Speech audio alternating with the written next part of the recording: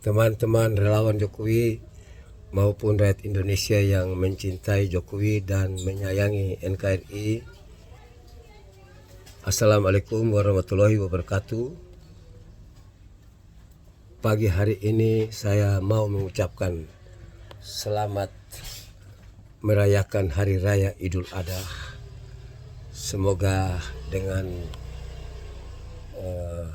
berkasih atau memberikan kurban kepada orang-orang miskin, semua itu merupakan suatu perbuatan yang mulia, sehingga doa-doa kaum duafa itu dijawab oleh Tuhan, dan Indonesia mudah-mudahan sanggup untuk melewati tahun politik ini dengan baik dan benar, sehingga penyelenggaraan pemilu di tahun 2024 pun juga berlangsung dengan baik. Video kali ini saya berikan judul Siapakah the Agent of Change 2024? Siapa agen perubah tahun 2024 mendatang buat Indonesia? Pertanyaan ini dulu sebelum Jokowi dicapreskan sudah saya tulis. Dan ternyata berhasil bahwa Jokowi lah agen perubahan itu. Saat ini beliau sudah melewati 9 tahun menuju ke 10 tahun atau tahun yang terakhir di periode kedua menjadi presiden negara Kesatuan Republik Indonesia. Maka tentu sesuai konstitusi beliau berakhir tahun 2024, tetapi kita berharap atau bangsa Indonesia berharap yang menjadi presiden di tahun 2024 adalah orang yang meneruskan program besar yang sudah dilakukan oleh Pak Jokowi agar ada terjadi satu kesinambungan atau sustainability of development. Nah, bicara tentang siapakah the agent of change ini, saya berpikir keras bahwa kira-kira siapa, karena di otak saya ini hanya Jokowi. Jokowi yang merupakan agen perubah itu, dan dia sudah melakukan itu. Tapi hanya karena constitution handicap atau psychological handicap, sehingga beliau tidak bisa melanjutkan untuk bertarung pada periode yang ketiga. Itu sesuai amanat konstitusi. Baik. Jika kita mengacu kepada fakta yang ada 3 kandidat. Yang pertama adalah Bapak Prabowo, yang kedua Bapak Ganjar, yang ketiga Bapak Anies Baswedan. 3 orang ini saat ini dianggap putra terbaik bangsa ini. Nah, mana di antara mereka yang kira-kira merupakan the agent of change? Saya punya 2 pilihan, yaitu antara Prabowo dan Ganjar. Apakah Prabowo atau apakah Ganjar? Untuk itu maka perlu memiliki atau didampingi oleh wakil presiden yang mendukung the agent of change itu. Wakil presiden ini sangat menentukan, dan jika kita berandai-andai bahwa saat ini ada seorang anak muda yang betul-betul sangat luar biasa, yang betul-betul melampaui ekspektasi banyak orang di Solo, namanya Gibran. Dia muncul dan hampir sama dengan Pak Jokowi pertama kali muncul. Ini membuat kehebohan di Republik, apalagi setelah senior Nababan menyatakan bahwa beliau masih anak ingusan, maka membuat banyak orang tercengang. Tokoh sebesar Nababan berani menyatakan hal yang tidak pantas seperti itu. Karena apapun ceritanya, kita percaya bahwa negara ini pun juga dibangun oleh pemikiran-pemikiran anak muda, sehingga ada sebut Sumpah Pemuda yang tidak pernah kita lupakan itu. Baik, mari kita teruskan. Begini, sebelum kita mulai lebih lanjut, saya mau katakan begini. Indonesia ini tidak kurang orang pintar yang hebat, tidak kurang. Yang kurang adalah orang pintar yang hebat itu tidak benar. Kita butuh orang pintar sekaligus benar. Atau lebih baik orangnya tidak terlalu pintar, tapi dia orang benar.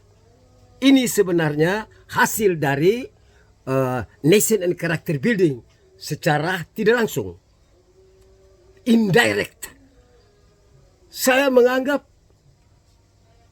Gibran ini sudah melewati satu karakter building yang luar biasa. Dia memiliki ayah yang luar biasa dan diturunkan kepada dia, mau disebut dinasti atau apapun namanya, nyatanya dia berkarakter, dia sayang Indonesia, dia cinta keluarga, dia cinta siapapun. Dan Solo ada di tangan beliau menunjukkan satu kemajuan besar. Untuk itu, maka istilah yang tadi saya sebut, kalau dia dalam bahasa aslinya begini,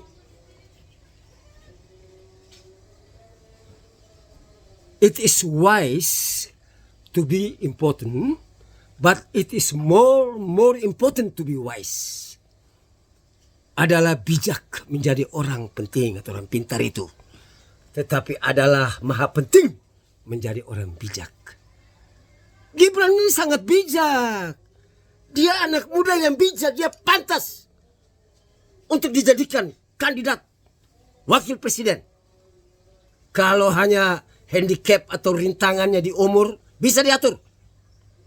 Indonesia butuh orang-orang pintar yang benar. Apalagi masih muda.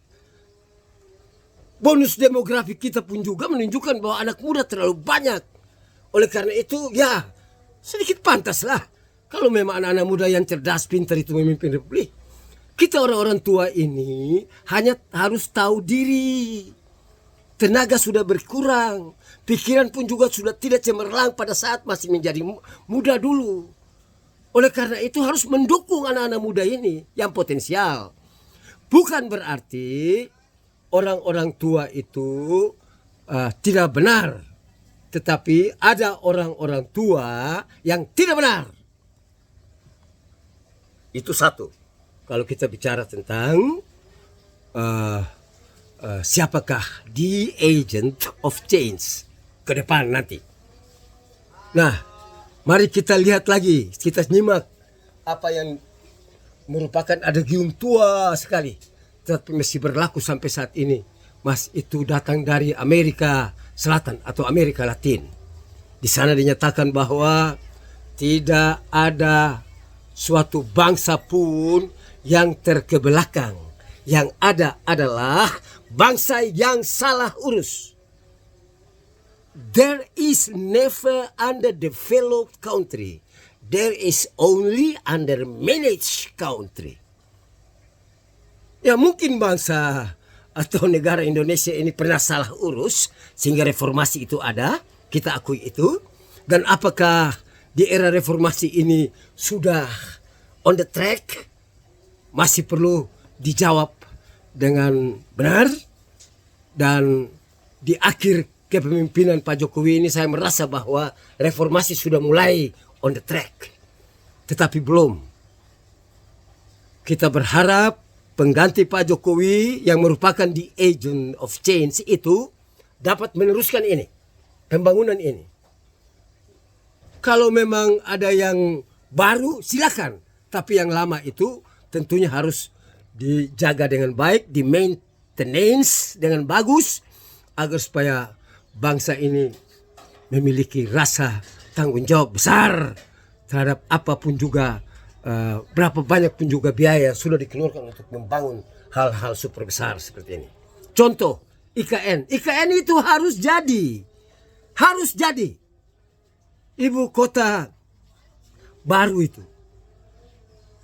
Tidak bisa tidak. Mau dari mana caranya IKN harus jadi. Itu satu kebanggaan. Kalau kita lihat semua istana yang ada ini semua peninggalan. penjajahan, peninggalan kolonial.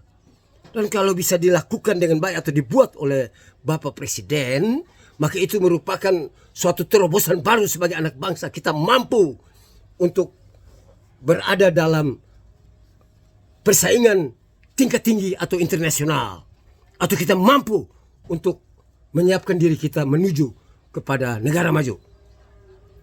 Oleh karena itu, the agent of change atau agen perubah ini untuk tahun 2024 ke depan sangat penting. Sampai saat ini kita belum memiliki seorang calon wakil presiden, atau dengan perkataan lain mau dikatakan begini, semua calon presiden atau wakil presiden pun juga belum terdaftar di KPU. Dan segala kemungkinan bisa terjadi. Itulah yang disebut dengan politik.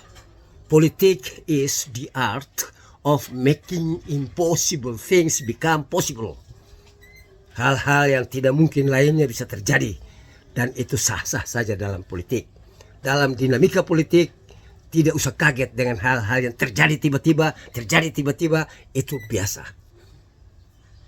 Nah, negara demokrasi besar seperti Indonesia ini sementara bangkit di era Jokowi, dan kita butuh the agent of change, agen perubah ke depan, minimal setara lah dengan Pak Jokowi.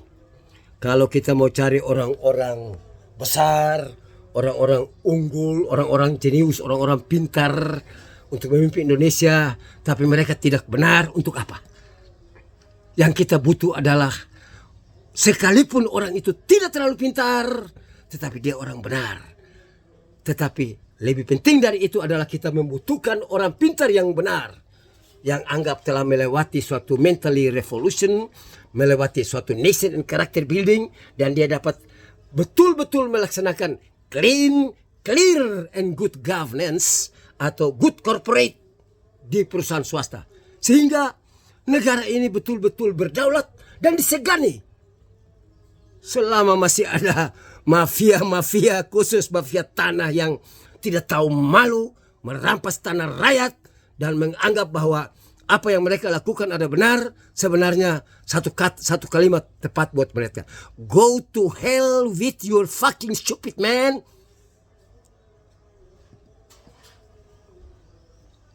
Kamu bikin sengsara rakyat saya 4 tahun lebih, turut menangis dengan rakyat kecil itu. Akhirnya saya pun juga menderita pikiran karena tidak sanggup melawan mafia tanah yang begitu besar. Sudah berusaha untuk bagaimana supaya membentuk apa yang disebut Komisi Pemberantasan Mafia Tanah, atau Presiden membuat Perpu menggantikan undang-undang agraria itu, tata ruang agraria. Tetapi semua itu tidak segampang yang kita pikir. Oleh karena itu, Indonesia ini sebenarnya di atas kertas betul-betul pembangunan luar biasa, tapi pembangunan mental atau apa yang disebut nation and character building itu harus tetap dilakukan. Dan saya lihat anak muda yang sudah lulus mental itu atau nation and character building yang telah jadi pemimpin adalah Bapak Gibran atau adikku Gibran yang terhormat, yang sementara menjadi wali kota Solo. Selamat buat Mas Gibran, karena Mas telah menjadi panutan, Mas telah membuat kami yang sebagai relawan ayahmu, rayang bapamu sangat bangga dan selalu berdoa agar penerus Bapak Jokowi ada, sehingga rakyat Indonesia memperoleh keuntungan dari kepemimpinan orang-orang hebat seperti ini. Terima kasih banyak. Ini video singkat, akan ada video terus sampai menuju tahun politik. Karena itulah pencerahan dan penguatan dari seorang Yanes Joshua Franz, alumnus penataran tenaga inti pendidikan kesadaran bela negara melalui organisasi masyarakat, peran organisasi masyarakat di Kementerian Pertahanan RI tahun 2002. Terima kasih. Assalamualaikum warahmatullahi wabarakatuh.